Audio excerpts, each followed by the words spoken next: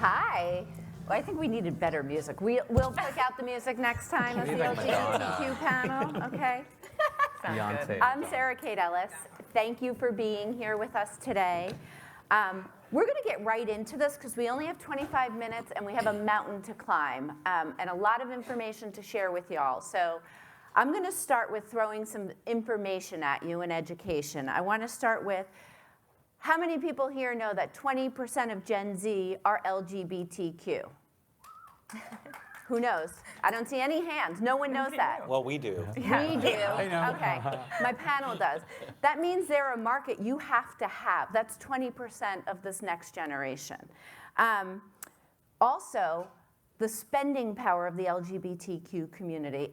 These numbers, they get so big, I just don't even know what to do with it. $1.4 trillion. That's disposable income that can be for your brand.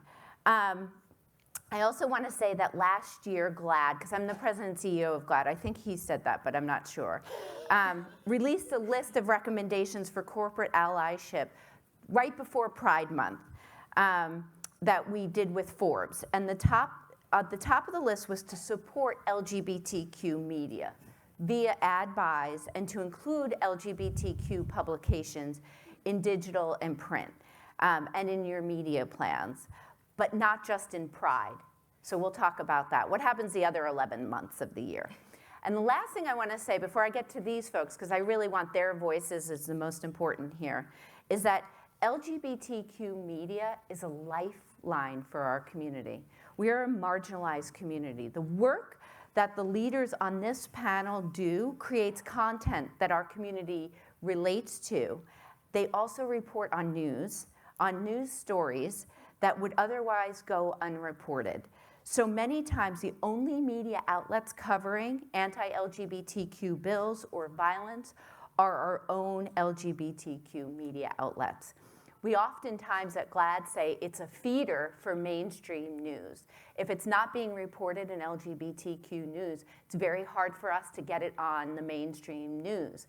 And that's where we can see some impacts. So supporting these outlets not only gets your campaign in front of our community, which is very important, as I said all those statistics earlier, but it helps underwrite reporting and coverage that creates change and saves lives. So it's a business imperative and it's a human imperative. So I want to get started. I'm going to let them all introduce themselves. My name again is Sarah Kate Ellis. My pronouns are she, her. So let's go, right?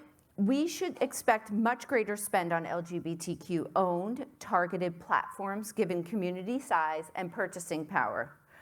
Where's this disconnect happening? Why are we not seeing? Why is it 0.001% or 2%? I mean, it's so nominal, it's not even worth counting at this point. No, you're right. My name is Michael Kelly. I go by he, him, and my middle name Drew at Starbucks, New York delis, and karaoke.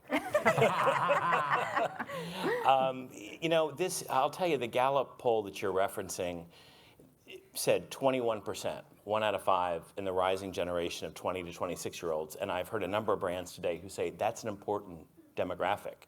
Well, this is like a rising gender, if you will. This is a phenomenon we haven't seen. I'm the oldest generation of Gen X, or first year, and only 4% of us.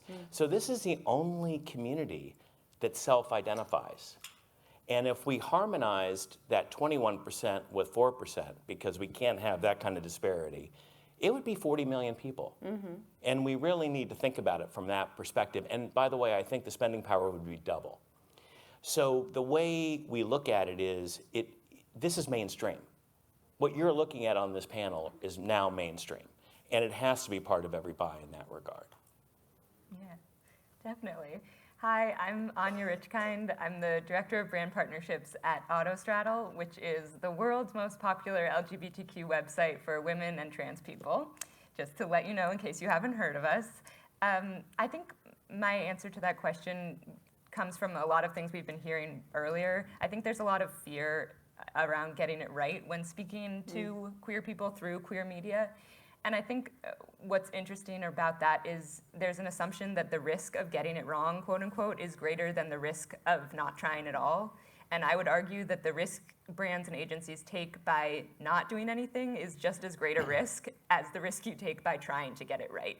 Because silence is a choice and inaction is a choice. And queer people notice when there's a lack of making that choice. For example, I see much more advertising that kind of speaks to me as a woman, but it's much more rare that I'll see intentional advertising speaking to me as like a queer woman, and that does not go unnoticed. So I think that fear is a lot of the reason why there's a disconnect. And hopefully after today and after this whole conference, there can be a feeling that that is something that can be overcome with the right amount of intentionality, research, authenticity, and frankly, having people on your team who can speak to those fears and make sure they're all addressed appropriately. And worst case scenario, you've got a group here who will help you with that fear. Yes, seriously. Navigate that. That's what we're here to do. Yeah. We want to take any barrier away, and if fear of failure is one of them, and fear in a cancel culture, being canceled, we're here to help with that, and very willing to. On to you, Damien. Yeah, hi everybody, and great point, Sarah, and also Michael and Anya. My name's Damien Pelliccioni. My pronouns are they, them, theirs. I'm Hollywood's only non-binary CEO right now that we know of. I'm one of the four, thank you, I'm one of the four fabulous co-founders of Reverie. We are the connected TV, over-the-top television, or fast free ad-supported streaming TV, only global LGBTQ network on every single connected device, television that you can think of. But one thing I want to point out that's really unique about our business is we are, I'm only 1/4 owner. My 3 other co-founders are 2 African-American women, one who is lesbian and an Army veteran, and our Aaliyah J. Daniels, our COO, LaShawn McGee, our Chief Product Officer, and our Chief Content Officer is a gay Hispanic man. So we represent all of the intersections of what real LGBTQ community looks like, which is we're not one race, we're not one language, we're not one gender identity, we're not one of anything, you know. And I believe that leadership and ownership should reflect from the top exactly who you're investing in, you know, when you're talking to folks like us today. To answer the question and to like your point, I think the big thing is to understand the statistics around Gen Z and millennials. You know, millennials are 73 million in the US, Gen Z is 90 million. When you combine that, that is almost 50% of the US population. And they are the most queer and intersectional generations, period, on the planet. Gen Z alone is 1/3 of the planet's population, right? So let that sink in for a second. If you want to create social capital, if you want to future-proof your brands for the next generation of consumers, you do it by buying from us. You do it by talking to us. You know, specifically, Reverie has over 60% of our audience that is Gen Z millennial identifying, right? And that is a huge number. Over 10% are trans and non-binary. And that is actually our biggest growing segment. So I think, you know, the biggest thing here that we've been hearing from brands is really understanding the market starts with who's here on this panel and who you could talk to so you could get it right from inception. Garrett. All right. Yeah, I'm Justin Garrett, Chief Revenue Officer with Q Digital. We publish LGBTQ Nation, Queerty, Gay Cities, and Into, which solely focuses on the Gen Z culture and perspective. You know, that 0.02 stat is totally alarming. It's embarrassing, you know, and, you know, when you think about it, there's probably a couple of different reasons for this. And I think as I put some thought into this question, you know, one of them might be that brands think that they're serving the LGBTQ community by, you know, including us in, you know, total market, in a total market approach where you see LGBTQ inclusion maybe in a television spot or in a print ad. That doesn't really speak to us, that kind of speaks at us. It's nice, but those have been table stakes for a little while. So as we're thinking about how we can kind of move the needle and raise our game, I want to encourage everyone in this room to raise the game and to, if you're going to produce LGBTQ creative, run it on LGBTQ owned and operated media, because we're the ones who are keeping these vital voices alive. We are the lifeline for this community who really needs it, especially in these times. I think the other thing as well is, you know, we see a lot of, you know, activity around Pride season, and we're going to get to this in a little bit as well. But, you know, when the spending is so low at 0.02, you're like, gosh, how can that be? Well, you know, you also have, you know, major media conglomerates who have the best of intentions by creating a Pride section on their website or, you know, through their streaming channels or what have you. But those end up getting purchased as part of upfronts.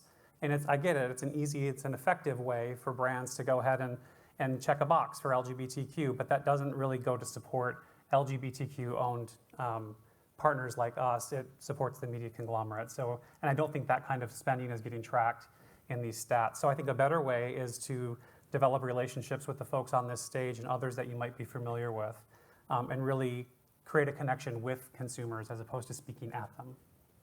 So you said something really interesting was about creative, and that's come up a bit in this day of speed dating and multiculturalism, right? So can you all talk to me a little bit about what that barrier is? Is it a real barrier? Is it a perceived barrier that folks need specific creative? Do they need specific LGBTQ creative to run on your platforms? Where's your voice in this? What's your view on this? I'll start with you, Damien, and then we can work. No, I mean, look, here's the thing is, Anya and I, we were talking about this backstage, and I think what's really interesting is we were talking about, whether or not laundry. I wash clothes in a gay way. Yeah, whether or not we wash clothes with a Samsung washer and dryer that is specifically just made for us. No, we clearly don't.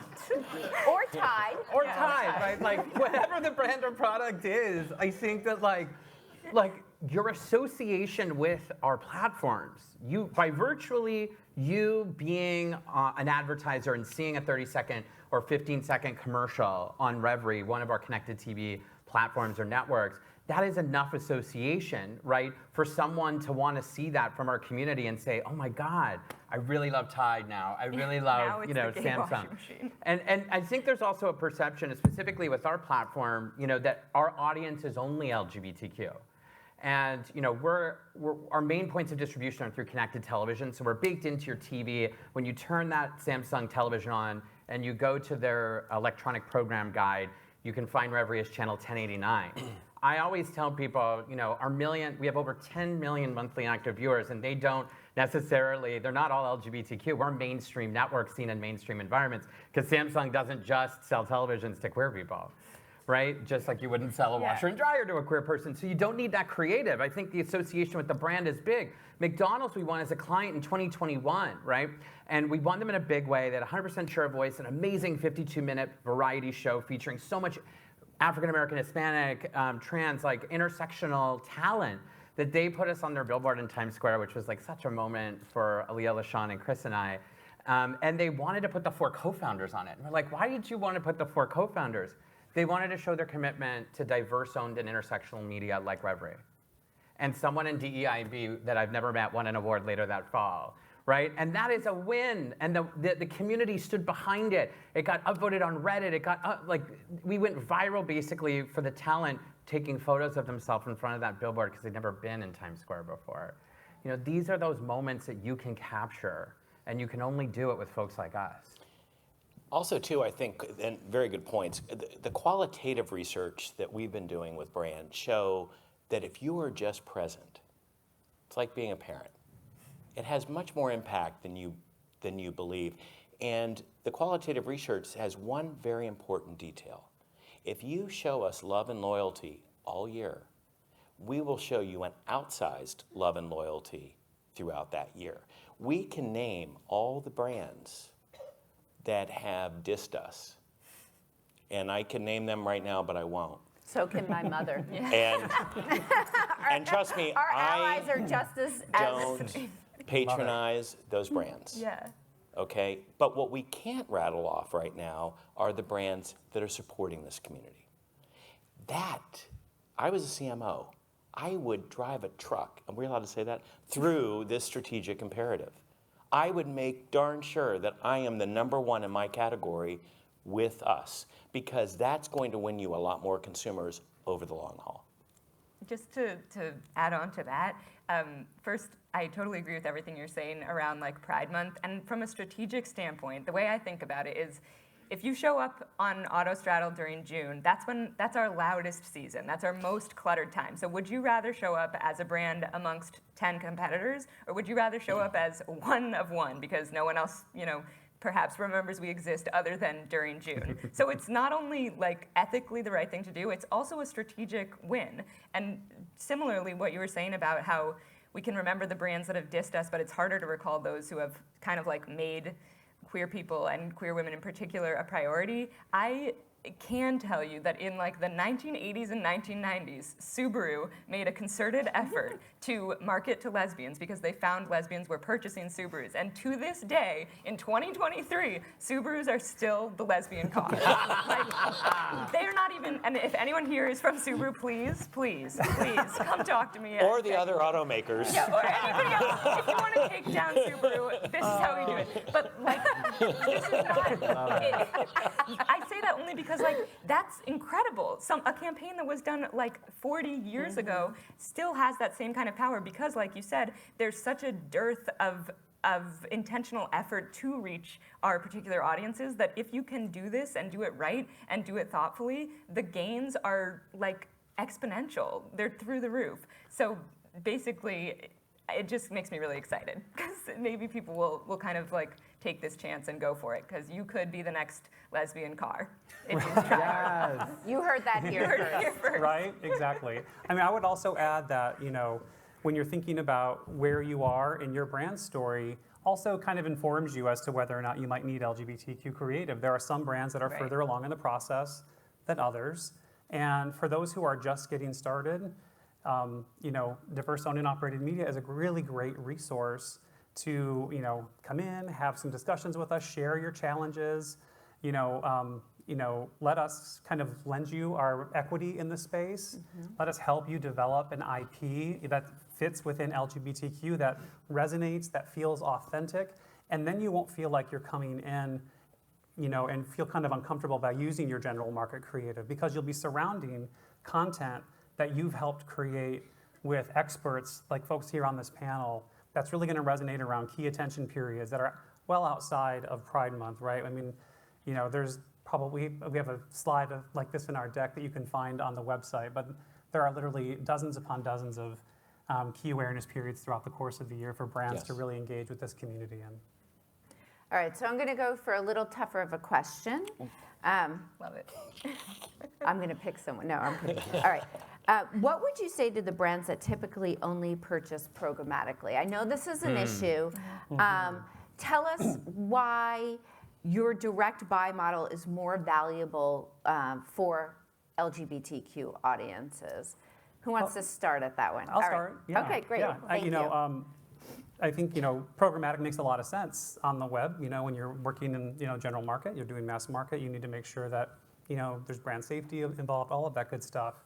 When you look into diverse spaces, it gets a little tricky. You know, the Black-owned media panel today talked about, you know, the misuse of block lists. We see that all the time in LGBTQ as well. You know, we've seen block lists come through that have lesbian, transgender, bisexual included on them. And so context is super, super important. You know, and then on the data side, in programmatic campaigns that we've tested over the years, we've found undisclosed data tags hidden as part of a tag that were used to remarket to individuals later as they surf the web on mass market sites. So that could unintentionally out somebody in an environment where they're not self-disclosing, and that's really not a great thing. But above and beyond that, you know, the direct side, and so for those reasons, we've really deprioritized. It's on the bottom of our waterfall at Q Digital, so it doesn't really scale that well. We have a strong direct business, and the reason is because we're offering our marketing partners, you know, access to our best inventory, to access to, you know, casting for, you know, custom branded content videos, branded editorial, wrapping around tent poles, social media amplification, and then, you know, pre and post surveys with Nielsen. So really, you know, helping brands create that IP, measuring it, and then refining it, and hopefully repeating it moving forward. And just to add to this, like we're very echoing everything that Justin's saying. We do the same with our campaigns and bring the brands in for the casting to make sure that they're part of it. We do long form content. Our content's 26 minutes in length, and we do 6 to 8 episodes of a series that brands can be involved in, or 52 minutes. And we turn those some around between 3 and 6 months, given what the show is. But I was just quoted an adage after doing a panel at the Magna Equality Upfront about programmatic specifically. You lose that nuance, kind of to Justin's point. It's almost like the direct, we do have programmatic, it's 2% of our total inventory. And because we're a linear network on CTV, it's all day parted, so you're getting the worst audience. It's between 12 and 6 a.m., right? We reserve, obviously, most of that for our direct buys, as that's how our bread and butter works. But you lose that nuance because I can't tell you electronically how to really tap the highest ROMI or ROI for this community. I can only do that by working with you, right? And I think that's an important thing to learn. And I understand that brands want that mixed blend of programmatic with the direct buy because you have that incremental spend, or you have a mandate maybe from the agencies or the brands to do that. And we're listening to that. At Revry, we're going to be announcing a solution very soon for this, which I'm really excited about, but you'll have to stay tuned. Well, also too, I think, first of all, maybe I'm negotiating for this afternoon, but we're sold out for June, October, and December, just so we're clear, okay? We have some openings. However, let me finish. We are sold out of our organic inventory. However, it's very interesting when we get into these negotiations, and we're going to have, it's like an airplane. Once we sell out of our lower CPM seats, we have to go to our higher ones. Why? Because we have to work together to develop audience that is going to engage. Mm-hmm. This is not, by the way, I've been in advertising a long time. This is not a new argument. Okay, this is not a new sales point. But with us, it's very important to understand, to get that organic audience, we have to invest. And we have to invest in ways that you care about. So yes, we are going to be transparent on, we are charging you much more to the market, but we're also investing much more to the market. And by the way, I'm very proud that Equal Pride, since we took it over and returned it to LGBTQ ownership, thank you very much, yes. in June of last year, after 4 tumultuous years. That was easy. Oh. There'll be a movie about it. You'll be in it. Don't worry. She knows. She sat at my kitchen table many days going, all right, how are we going to do this? How are we going to get this done? I don't know. And we got it done. And we returned it from 4 tumultuous years of anti-LGBTQ ownership, and the difference is stark. We had our best performing month in December digitally, only to be outdone by January, only to be outdone by just yesterday, February.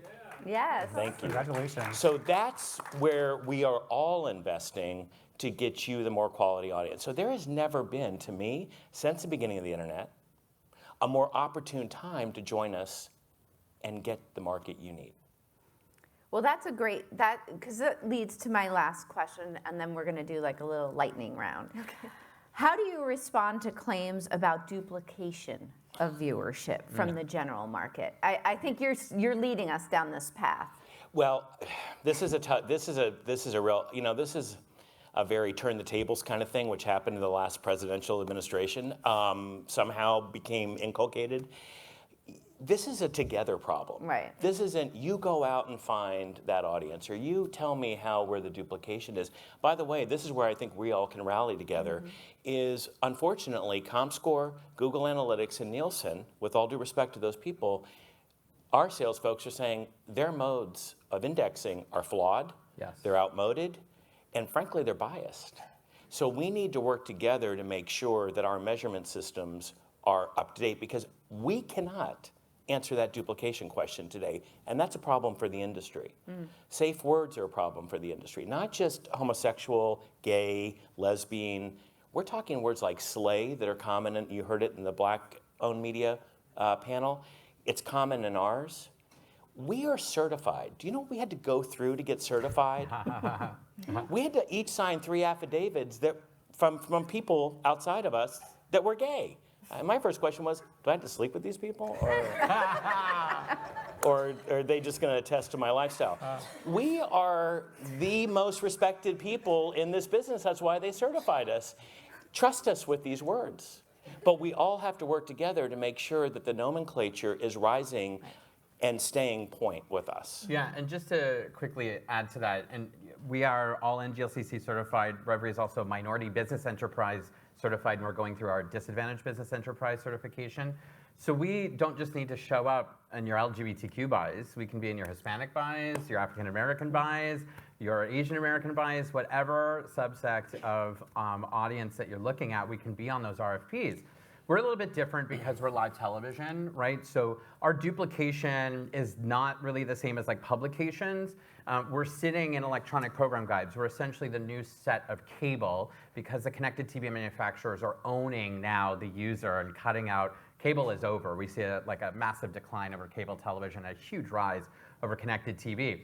We see that as a great thing because we want to be mainstream. We're the only LGBTQ fast channel sitting in these audiences. And again, like I said before, Samsung doesn't exclusively sell televisions to queer people. So this is great. We're really getting to middle America. We're really getting to non-queer people to watch our content and really get excited about our culture, you know? And this is, I think, something to really understand to answer the question about duplication as it relates to our means of distribution. On the duplication front, we kind of touched on this a little bit earlier, that, throughout, a general market buy, you will be reaching the LGBTQ community. We're part of the fabric of society. We're part of the culture. But, cultural relevancy is so key when speaking with diverse audiences. And, doing a campaign, when you're working with one of us as opposed to a general market campaign, it just resonates in a completely different way.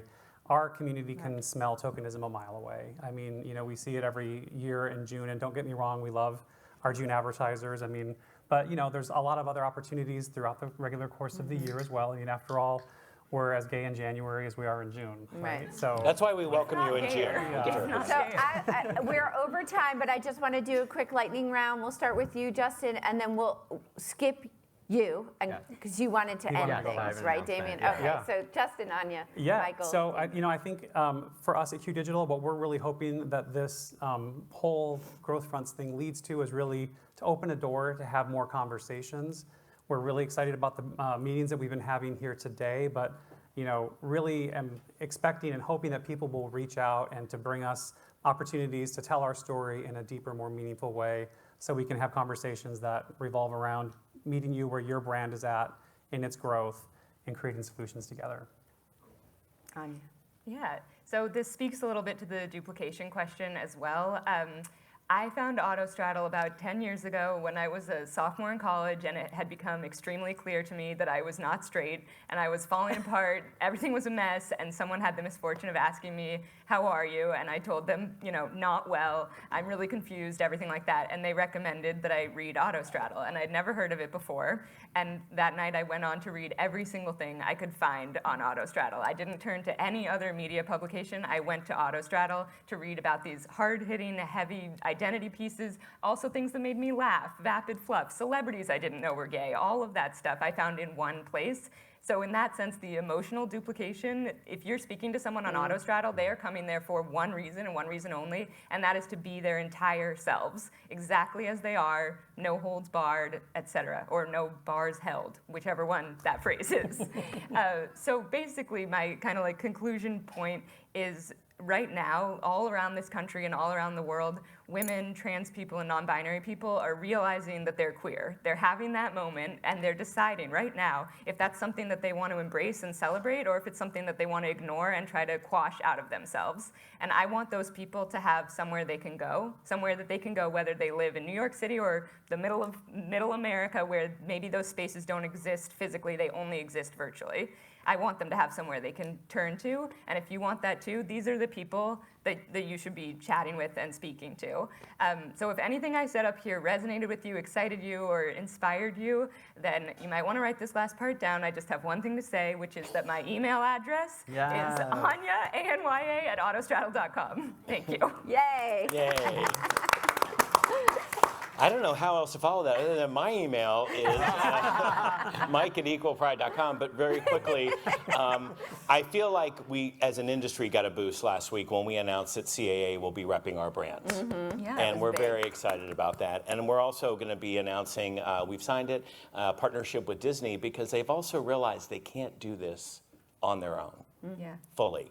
They've got to have authentic content creators, and without AdvocatePride.com, and now my sister's on the chair of Stonewall Museum. We sort of control the archives of American history and LGBTQ. We have amazing stories to tell. So we're looking forward to it. Yeah, I mean, I think there's a through line here, and I like to say this on panels, which is, talent is equally distributed, but opportunity is not. Talent is equally distributed, but opportunity is not, and we would love the opportunity. The last thing that I want to leave you with is, I always like to give a kind of an emotional plug of like the impact that Reverie is making. I had the chance to be in Mumbai at Kashish, the LGBTQ Film Festival in 2019. And for context, they only decriminalized being LGBTQ in 2018. Year before that, Reverie had acquired The Other Love Story, a lesbian Hindi drama series, which was positively depicting in English and in Hindi a real true love story that was set in Bangalore. And at that opening night at the film festival, I had these lineup of queer women wanting to come and say hello to me. And it wasn't until like the third or fourth that it dawned on me. And they said, hey, you don't know why these queer Indian women want to say hello. I'm like, no. She pulls out her Tinder and turns on her phone, and every image on that grid was from The Other Love Story. How they identify in that territory for fear of discrimination or losing their opportunity, their jobs, for being queer women. They were using images from media. Media has the power to change hearts and minds. We collectively hold that power and that key for you. And I'm so freaking excited to tell you today, this is the announcement I wanted to bring. Reverie's breaking the glass ceiling and will be presenting at the Upfronts and the New Fronts as the first ever LGBTQ media company at a New Front. Congrats. I mean, we're breaking news here. Yes. We are breaking news, we're breaking time. So we are going to say thank you for your attention, and please invest in LGBTQ owned and operated media. Thank you. Namaste. Yeah. Oh, yes. And then